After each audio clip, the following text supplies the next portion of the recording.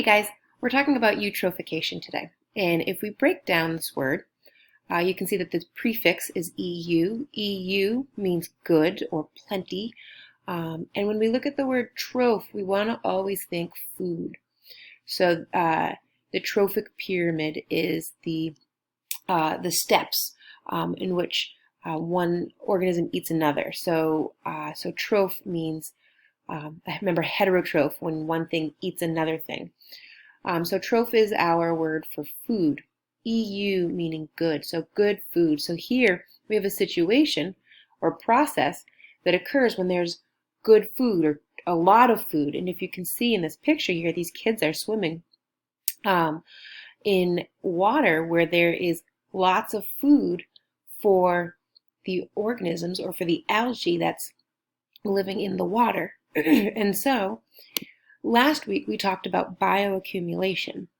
And let me move my picture here. Bioaccumulation is the process when nutrients would get stuck at the top. Remember when we had harmful pesticides or heavy metals, and they would get stuck in our top predators. So that's bioaccumulation, is where nutrients get stuck at the top. We're talking about eutrophication this time. And this is when our nutrients, our troph, our food, is going to kind of get stuck at the bottom. And we create problems here because it can't move forward. It can't move up the food chain. And so the process starts with fertilizer or with excess nutrients. So living things need nutrients to live, and plants require nitrogen and phosphorus. And so to help our crops grow, or to help our plants grow, we can put down fertilizer. We can put it on our lawns to make them more green. And farmers are going to use fertilizer to help their crops grow so that they can produce food for all of us.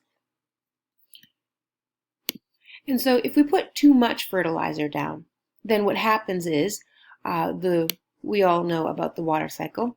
The rain rains down, and it's going to take that phosphorus and that nitrogen, and it's going to run off into streams, into lakes, into rivers, into the ocean. And so now we have excess or too much nitrogen and phosphorus in our waters. And food, we would think, is a good thing, right? Having too much food, how is that a bad thing? Well, the excess nitrogen and phosphorus feeds our primary producers. So the primary producers in our water bodies are algae. These are our phytoplankton. And so we then have lots of food in the water to grow lots of algae, and then we'll have algal blooms. I'm sure you guys have heard of harmful algal blooms, HAB. They can be, depending on what type of primary producer is growing, they can be potentially toxic, and then sometimes they can just block light. But this is called an algal bloom, and it happens because there's too many nutrients in the water. And so when all of the nitrogen and the phosphorus are then used up, so the algae eats or consumes the nitrogen and the phosphorus, and so then you're going to have lots of algae because there was lots of food, and so there was plenty of food, and the population increased. But then eventually you're going to run out of those excess nutrients. If there's no more fertilizer or no more nitrogen and phosphorus being deposited into the water, then the algae is going to die off. It sinks to the bottom. So here we have a picture of the algae at the bottom, and there it's going to be consumed by bacteria. So something's going to eat it, and it's going to be bacteria at the bottom of the pond or the lake or the ocean that are going to eat this dead algae. Circle of life. And so the algae is dead at the bottom, and the thing is that bacteria is a living thing, and we know many living things require oxygen. So that bacteria is going to take in order to break down or decompose that algae at the bottom of the pond, it's going to need to consume or take in oxygen to survive. So it's going to deplete the water of the oxygen. I want to make sure that you guys understand the difference between dissolved oxygen and bound oxygen. So here, when we have a bottle of soda and you take the cover off, that carbon dioxide, that gas that was in the bottle, is going to rush out. That is dissolved gas or dissolved carbon dioxide. And we have dissolved oxygen or dissolved oxygen gas in our lakes and our rivers. That's why you have filters in fish tanks where you have water running in. It makes little air bubbles. That is dissolved oxygen, and that's the oxygen that fish and aquatic life need to survive. They use their gills to take that dissolved oxygen out of the water and use it for their own respiration. So the oxygen that's not being depleted is the one that is part of H2O.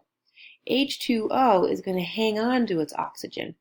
That isn't going to break down. Fish don't need or take this oxygen. They don't have access to it because it's attached to two hydrogen molecules.